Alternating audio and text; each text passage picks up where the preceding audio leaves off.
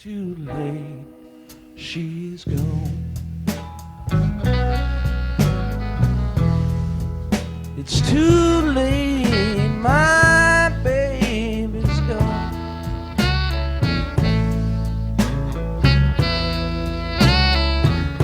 I need your loving, please don't make me wait, and tell me it's not too late. It's a weak man that cries.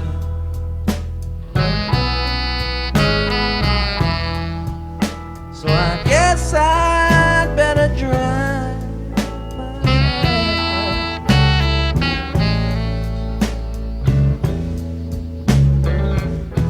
I need your loving more than anyone. It's too late, she's gone. She's gone. My baby's gone. She's gone. My baby's gone. She's gone. My baby's gone. Where can my baby be? I wonder, does she know?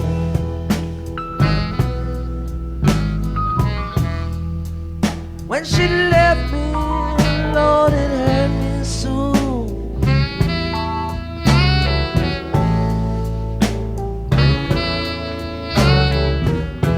I will miss her more than anyone.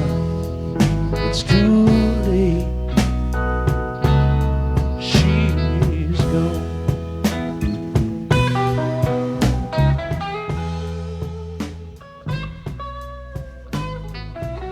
This series of cassettes is intended to give a complete word-for-word recorded version of the big book, Alcoholics Anonymous, including the following: the preface, the 3 forewords, the first 11 chapters, Dr. Bob's Nightmare, and Alcoholics Anonymous number 3.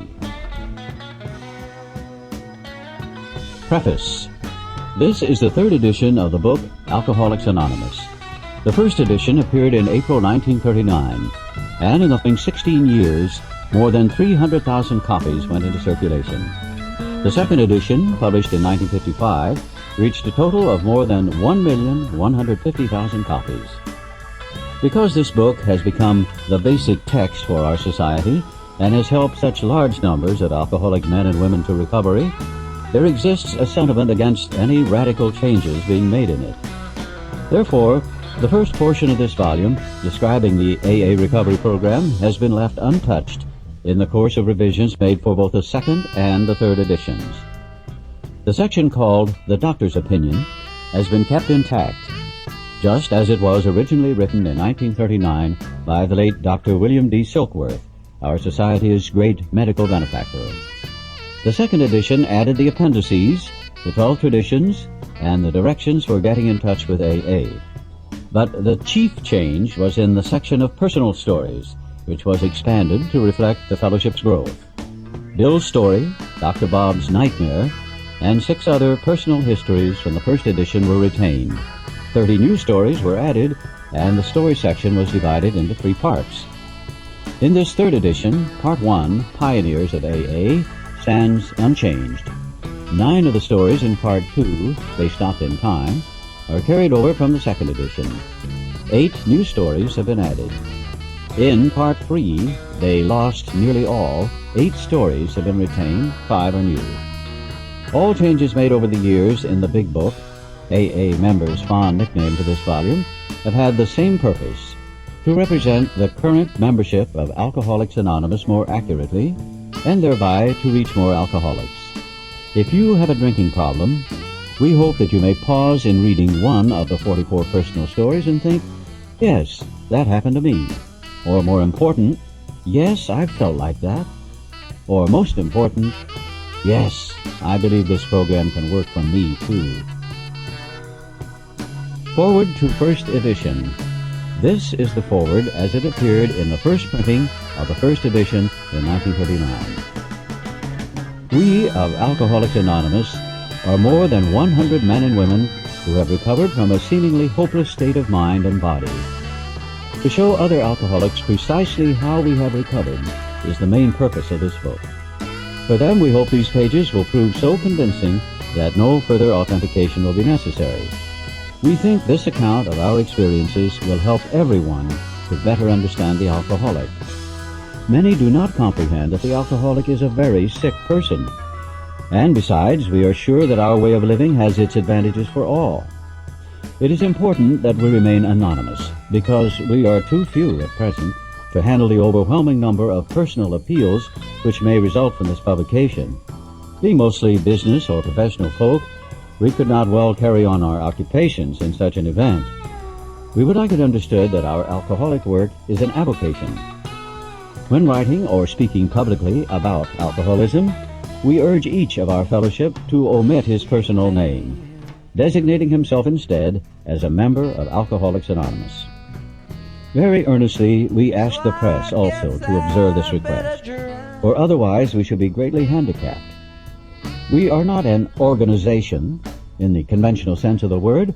There are no fees or dues whatsoever. The only requirement for membership is an honest desire to stop drinking. We are not allied with any particular faith, sect, or denomination, nor do we oppose anyone. We simply wish to be helpful to those who are afflicted. We should be interested to hear from those who are getting results from this book, particularly from those who have commenced work with other alcoholics. We should like to be helpful to such cases. Inquiry by scientific, medical, and religious societies will be welcome. Alcoholics Anonymous. Forward to second edition. Figures given in this forward describe the fellowship as it was in 1955. Since the original forward to this book was written in 1939, a wholesale miracle has taken place. Our earliest printing voiced the hope that every alcoholic who journeys will find the fellowship of Alcoholics Anonymous at his destination. Already, continues the early text, 2s and 3s and 5s of us have sprung up in other communities. 16 years have elapsed between our first printing of this book and the presentation in 1955 of our second edition. In brief space, Alcoholics Anonymous has mushroomed into nearly 6,000 groups, whose membership is far above 150,000 recovered alcoholics. Groups are to be found at each of the United States and all the provinces of Canada. AA has flourishing communities in the British Isles, the Scandinavian countries, South Africa, South America, Mexico, Alaska, Australia, and Hawaii. All told, promising beginnings have been made in some 50 foreign countries and U.S. possessions. Some are just now taking shape in Asia. Many of our friends encourage us by saying that this is but a beginning, only the augury of a much larger future ahead. The spark that was to flare into the first AA group was struck at Akron, Ohio in June 1935 during a talk between a New York stockbroker and an Akron physician. 6 months earlier, the broker had been relieved of his drink obsession by a sudden spiritual experience, following a meeting with an alcoholic friend who had been in contact with the Oxford groups of that group. He had also been greatly helped by the late Dr. William D. Silkworth, a New York specialist in alcoholism who is now accounted no less than a medical saint by AA members, and whose story of the early days of our society appears in the next pages. From this doctor, the broker had learned the grave nature of alcoholism. Though he could not accept all the tenets of the Oxford groups, he was convinced of the need for moral inventory, confession of personality defects, restitution to those harmed, helpfulness to others, and the necessity of belief in and dependence upon God. Prior to his journey to Akron, the broker had worked hard with many alcoholics on the theory that only an alcoholic could help an alcoholic. But he had succeeded only in keeping sober himself. The broker had gone to Akron on a business venture which had collapsed, leaving him greatly in fear that he might start drinking again. He suddenly realized that in order to save himself, he must carry his message to another alcoholic. That alcoholic turned out to be the Akron Kid. This physician had repeatedly tried spiritual means to resolve his alcoholic dilemma, but had failed. But when the broker gave him Dr. Silkworth's description of alcoholism and its hopelessness, the physician began to pursue the spiritual remedy for his malady with a willingness he had never before been able to muster. He sobered, never to drink again up to the moment of his death in 1950. This seemed to prove that one alcoholic could affect another as no non-alcoholic could. It also indicated that strenuous work, one alcoholic with another, was vital to permanent recovery. Hence, the two men set to work almost frantically upon alcoholics arriving in the ward of the Akron City Hospital. Their very first case, a desperate one, recovered immediately and became AA number 3. He never had another drink. This work at Akron continued through the summer of 1935. There were many failures, but there was an occasional heartening success. When the broker returned to New York in the fall of 1935, the first AA group had actually been formed, though no one realized it at the time. By late 1937, the number of members having substantial sobriety time behind them was sufficient to convince the membership that a new light had entered the dark world of the alcoholic. A second small group had promptly taken shape at New York. And besides, there were scattered alcoholics who had picked up the basic ideas in Akron or New York and were trying to form AA groups in other cities. It was now time, the struggling groups thought, to place their message and unique experience before the world. This determination bore fruit in the spring of 1939 by the publication of this volume. The membership had then reached about 100 men and women. The fledgling society, which had been nameless, now began to be called Alcoholics Anonymous, from the title of its own book. The flying blind period ended, and AA entered a new phase of its pioneering time. With the appearance of the new book, a great deal began to happen. Dr. Harry Emerson Fosdick, the noted clergyman, reviewed it with approval. In the fall of 1939, Fulton Oursler, then editor of Liberty, printed a piece in his magazine called Alcoholics and God. This brought a rush of 800 frantic inquiries into the little New York office, which meanwhile had been established. Each inquiry was painstakingly answered. Pamphlets and books were sent out. Businessmen traveling out of existing groups were referred to these prospective newcomers. New groups started up, and it was found to the astonishment of everyone that AA's message could be transmitted in the mail as well as by word of mouth. By the end of 1939, it was estimated that 800 alcoholics were on their way to recovery. In the spring of 1940, John D. Rockefeller Jr. gave a dinner for many of his friends, to which he invited AA members to tell their stories. News of this got on the world wires. Inquiries poured in again, and many people went to the bookstores to get the book Alcoholics Anonymous. By March 1941, the membership had shot up to 2,000. Then Jack Alexander wrote a feature article in the Saturday Evening Post and placed such a compelling picture of AA before the general public that alcoholics in need of help really deluged us. By the close of 1941, AA numbered 8,000 members. The mushrooming process was in full swing. AA had become a national institution. Our society then entered a fearsome and exciting adolescent period.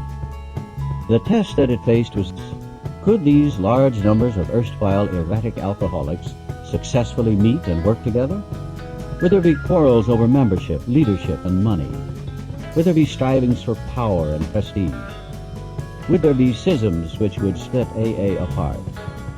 Soon AA was beset by these very problems on every side and in every group. But out of this frightening and at first disrupting experience, the conviction grew that AAs had to hang together or die separately. We had to unify our fellowship or pass off the scene. As we discovered the principles by which the individual alcoholic could live, so we had to evolve the principles by which the AA groups and AA as a whole could survive and function effectively. It was thought that no alcoholic man or woman could be excluded from our society, that our leaders might serve but never govern, that each group was to be autonomous, and there was to be no professional class of therapy. There would be no fees or dues. Our expenses were to be met by our own voluntary contributions. There was to be the least possible organization, even in our service centers. Our public relations were to be based upon attraction rather than promotion. It was decided that all members ought to be anonymous at the level of press, radio, TV, and films. And in no circumstances should we give endorsements, make alliances, or enter public controversies. This was the substance of AA's 12 traditions, which are stated in full on page 564 of this book. Though none of these principles had the force of rules or laws, they had become so widely accepted by 1950 that they were confirmed by our first international conference held at Cleveland. Today, the remarkable unity of AA is one of the greatest assets that our society has. While the internal difficulties of our adolescent period were being ironed out, public acceptance of AA grew by leaps and bounds. For this, there were two principal reasons: the large numbers of recoveries and reunited homes. These made their impressions everywhere. Of alcoholics who came to AA and really tried, 50% got sober at once and remained that way. 25% sobered up after some relapses, and among the remainder, those who stayed on with AA showed improvement. Other thousands came to a few AA meetings and at first decided they didn't want the program, but great numbers of these, about 2 out of 3, began to return as time passed. Another reason for the wide acceptance of AA was the ministration of friends in medicine, religion, and the press, together with innumerable others who became our able and persistent advocates. Without such support, AA could have made only the slowest progress. Some of the recommendations of AA's early medical and religious friends will be found further on in this book. Alcoholics Anonymous is not a religious organization. Neither does AA take any particular medical point of view, though we cooperate widely with the men of medicine, well, as with the men of religion. Alcohol being no respecter of persons, we are an accurate cross-section of America. And in distant lands, the same democratic evening up process is now going on. By personal religious affiliation, we include Catholics, Protestants, Jews, Hindus, and a sprinkling of Muslims and Buddhists. More than 15% of us are women. At present, our membership is increasing at the rate of about 7% a year. So far, upon the total problem of several million actual and potential alcoholics in the world, we have made only a scratch. In all probability, we shall never be able to touch more than a fair fraction of the alcohol problem in all of its ramifications.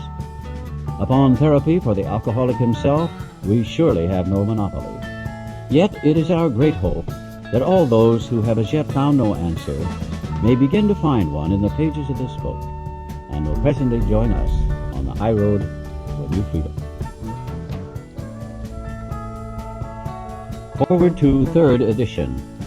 By March 1976, when this edition went to the printer, the total worldwide membership of Alcoholics Anonymous was conservatively estimated at more than 1 million, with almost 28,000 groups meeting in over 90 countries. Surveys of groups in the United States and Canada indicate that AA is reaching out not only to more and more people, but to a wider and wider range. Women now make up more than 1/4 of the membership. Among newer members, the proportion is nearly 1/3. 7% of the AA surveyed are less than 30 years of age, among them many in their teens. The basic principles of the AA program, it appears, hold good for individuals with many different lifestyles, just as the program has brought recovery to those of many different nationalities. The 12 steps that summarize the program may be called Los 12 Pasos in one country, Les 12 Étapes in another, but they trace exactly the same path of recovery that is blazed by the earliest members of Alcoholics Anonymous. In spite of the great increase in the size and the span of this fellowship, at its core, it remains simple and personal. Each day, somewhere in the world, recovery begins when one alcoholic talks with another alcoholic, sharing experience, strength, and hope. The footnotes on this page tell us that in 1978, more than 30,000 groups are meeting in over 90 countries. And in 1978, about 1/3 of the membership is composed of women, and 11% are 30 and under. The Doctor's Opinion. We of Alcoholics Anonymous believe that the reader will be interested in the medical estimate of the plan of recovery described in this book. Convincing testimony must surely come from medical men who have had experience with the sufferings of our members and have witnessed our return to health. A well-known doctor, chief physician at a nationally prominent hospital specializing in alcoholic and drug addiction, gave Alcoholics Anonymous this letter. To whom it may concern, I have specialized in the treatment of alcoholism for many years. In late 1934, I attended a patient who, though he had been a competent businessman of good earning capacity, was an alcoholic of a type I had come to regard as hopeless. In the course of his third treatment, he acquired certain ideas concerning a possible means of recovery. As part of his rehabilitation, he commenced to present his conceptions to other alcoholics, impressing upon them that they must do likewise with still others. This has become the basis of a rapidly growing fellowship of these men and their families. This man, and over 100 others, appear to have recovered. I personally know scores of cases who were of the type with whom other methods had failed completely. These facts appear to be of extreme medical importance. Because of the extraordinary possibilities of rapid growth inherent in this group, they may mark a new epoch in the annals of alcoholism. These men may well have a remedy for thousands of such situations. You may rely absolutely on anything they say about themselves. Very truly yours, William D. Silkworth, M.D. The physician who, at our request, gave us this letter has been kind enough to enlarge upon his views in another statement which follows. In this statement, he confirms what we who have suffered alcoholic torture must believe, that the body of the alcoholic is quite as abnormal as his mind. It did not satisfy us to be told that we could not control our drinking just because we were maladjusted to life, that we were in full flight from reality, or were outright mental defectives. These things were true to some extent, in fact, to a considerable extent with some of us. But we are sure that our bodies were sickened as well. In our belief, any picture of the alcoholics which leaves out this physical factor is incomplete. The doctor's theory that we have an allergy to alcohol interests us. As laymen, our opinion as to its soundness may of course mean little, but as ex-problem drinkers, we can say that his explanation makes good sense. It explains many things for which we cannot otherwise account. Though we work out our solution on the spiritual as well as an altruistic plane, we favor hospitalization for the alcoholic who is very jittery or befogged. More often than not, it is imperative that a man's brain be cleared before he is approached, as he has then a better chance of understanding and accepting what we have to offer. The doctor writes, the subject presented in this book seems to be of paramount importance to those afflicted with alcoholic addiction. I say this after many years' experience as medical director of one of the oldest hospitals in the country treating alcoholic and drug addiction. There was, therefore, a sense of real satisfaction when I was asked to contribute a few words on a subject which is covered in such masterly detail in these pages. We doctors have realized for a long time that some form of moral psychology was of urgent importance to alcoholics, but its application presented difficulties beyond our conception. What with our ultra-modern standards, our scientific approach to everything, we are perhaps not well equipped to apply the powers of good that lie outside our synthetic knowledge. Many years ago, one of the leading contributors to this book came under our care in this hospital, and while here, he acquired some ideas which he put into practical application at once. Later, he requested the privilege of being allowed to tell his story to other patients here, and with some misgiving, we consented. The cases we have followed through have been most interesting. In fact, many of them are amazing. The unselfishness of these men, as we have come to know them, the entire absence of profit motive, and their community spirit is indeed inspiring to one who has labored long and wearily in this alcoholic field. They believe in themselves, and still more, in the power which pulls chronic alcoholics back from the gates of death. Of course, an alcoholic ought to be freed from his physical craving for liquor, and this often requires a definite hospital procedure before psychological measures can be of maximum benefit. We believe, and so suggested a few years ago, that the action of alcohol on these chronic alcoholics is a manifestation of an allergy, that the phenomenon of craving is limited to this class and never occurs in the average temperate drinker. These allergic types can never safely use alcohol in any form at all, and once having formed the habit and found they cannot break it, once having lost their self-confidence, their reliance upon things human, their problems pile up on them and become astonishingly difficult to solve. Frothy emotional appeal seldom suffices. The message which can interest and hold these alcoholic people must have depth and weight. In nearly all cases, their ideals must be grounded in a power greater than themselves if they are to recreate their lives. If any feel that, as psychiatrists directing a hospital for alcoholics, we appear somewhat sentimental, let them stand with us a while on the firing line. See the tragedies, the despairing wives, the little children. Let the solving of these problems become a part of their daily work, and even of their sleeping moments, and the most cynical will not wonder that we have accepted and encouraged this movement. We feel after many years of experience that we have found nothing which has contributed more to the rehabilitation of these men than the altruistic movement now growing up among them. Men and women drink essentially because they like the effect produced by alcohol. The sensation is so elusive that while they admit it is injurious, they cannot after a time differentiate the true from the false. To them, their alcoholic life seems the only normal one. They are restless, irritable, and discontented unless they can again experience the sense of ease and comfort which comes at once by taking a few drinks which they see others taking with impunity. After they have succumbed to the desire again, as so many do, and the phenomenon of craving develops, they pass through the well-known stages of a spree, emerging remorseful with a firm resolution not to drink again. This is repeated over and over, and unless this person can experience an entire psychic change, there is very little hope of his recovery.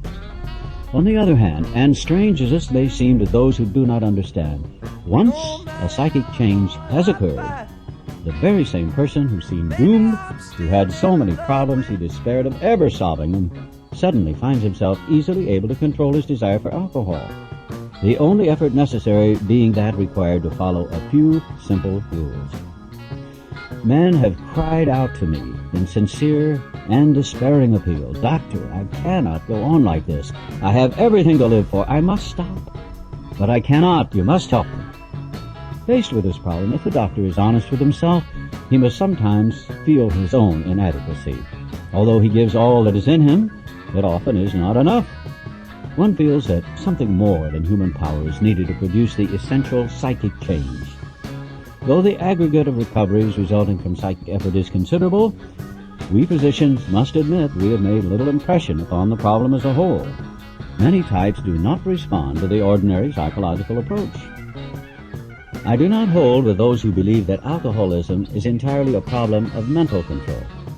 I have had many men who had, for example, worked a period of months on some problem or business deal which was to be settled on a certain date favorably to them. They took a drink a day or so prior to that date, and then the phenomenon of craving at once became paramount to all other interests, so that the important appointment was not met. These men were not drinking to escape. They were drinking to overcome a craving beyond their mental control. There are many situations which arise out of the phenomenon of craving which cause men to make the supreme sacrifice rather than continue the fight. The classification of alcoholics seems most difficult and in much detail is outside the scope of this book. There are, of course, the psychopaths who are emotionally unstable. We're all familiar with this type. They are always going on the wagon for keeps. They are over-remorseful. They make many resolutions but never a decision. There's the type of man who's unwilling to admit that he cannot take a drink. He plans various ways of drinking. He changes his brand or his environment. There's a type who always believes that after being entirely free from alcohol for a period of time, he can take a drink without danger. There is the manic-depressive type, who is perhaps the least understood by his friends, and about whom a whole chapter could be written. Then there are types entirely normal in every respect except in the effect alcohol has upon them. They are often able, intelligent, friendly people. All these and many others have one symptom in common. they cannot start drinking without developing the phenomenon of craving. This phenomenon, as we have suggested, may be the manifestation of an allergy which differentiates these people and sets them apart as a distinct entity. It has never been, by any treatment with which we are familiar, permanently eradicated. The only relief we have to suggest is entire abstinence. This immediately precipitates us into a seething cauldron of debate. Much has been written, pro and con, but among physicians the general opinion seems to be that most chronic alcoholics are doomed. What is the solution? Perhaps I can best answer this by relating one of my experiences. About 1 year prior to this experience, a man was brought in to be treated for chronic alcoholism. He had but partially recovered from a gastric hemorrhage and seemed to be a case of pathological mental deterioration. He had lost everything worthwhile in life and was only living, one might say, to drink. He frankly admitted and believed that for him there was no hope. Following the elimination of alcohol, there was found to be no permanent brain injury. He accepted the plan outlined in this book. 1 year later, he called to see me, and I experienced a very strange sensation. I knew the man by name and partly recognized his features, but there all resemblance ended. From a trembling, despairing, nervous wreck had emerged a man brimming over with self-reliance and contentment. I talked with him for some time, but was not able to bring myself to feel that I had known him before. To me, he was a stranger, and so he left me. A long time has passed with no return to alcohol. When I need a mental uplift, I often think of another case brought in by a physician prominent in New York. The patient had made his own diagnosis and decided his situation hopeless, had hidden in a deserted barn, determined to die. He was rescued by a searching party and in desperate condition brought to me. Following his physical rehabilitation, he had a talk with me in which he frankly stated he thought the treatment a waste of effort, unless I could assure him, which no one ever had, that in the future he would have the willpower to resist the impulse to drink. His alcoholic problem was so complex and his depression so great that we felt his only hope would be through what we then called moral psychology, and we doubted if even that would have any effect. However, he did become sold on the ideas contained in this book. He has not had a drink for a great many years. I see him now and then, and he's as fine a specimen of manhood as anyone could wish to meet. I earnestly advise every alcoholic to read this book through, and though perhaps he came to scoff, he may remain to pray. William D. Silkworth, M.D.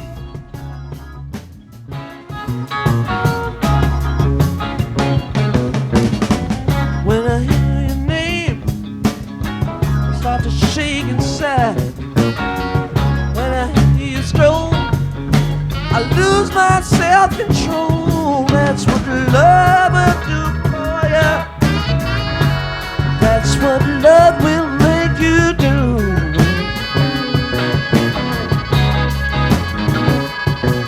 No matter how hard I fight, baby, I'm still in love with you.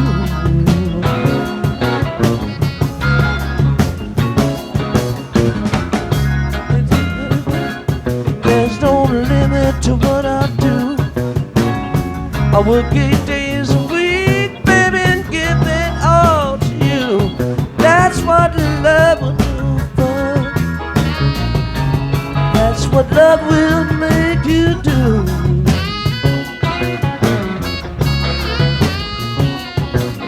No matter how hard I find,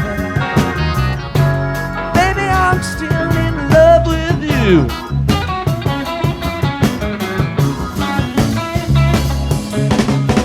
When they take your beauty, you can stand the test. When they talk about making love, baby, you're the best. I don't want to brag about you too much and give others ideas. I'm trying hard to express myself, 'cause baby, that's the way I feel. That's what love will do for you. That's what love will make you do.